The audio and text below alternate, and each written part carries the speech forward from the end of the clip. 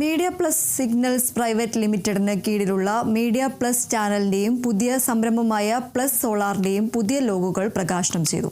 തിരുവനന്തപുരത്ത് നടന്ന ചടങ്ങിൽ സിഡ്കോ പ്രസിഡന്റും COA എക്സിക്യൂട്ടീവ് അംഗവുമായ വിജയകൃഷ്ണൻ കെ മീഡിയ പ്ലസ് ചാനലിന്റെ ലോഗോയും COA ജില്ലാ സെക്രട്ടറി സജിത് രാജ് പ്ലസ് സോളാറിന്റെ ലോഗോയും പ്രകാശനം ചെയ്തു. ഹരികുമാറിന്റെ അധ്യക്ഷതയിൽ നടന്ന ചടങ്ങിൽ media plus signals private limited chairman Jyothikumar, managing director Santhosh എന്നിവർ പങ്കെടുത്തു.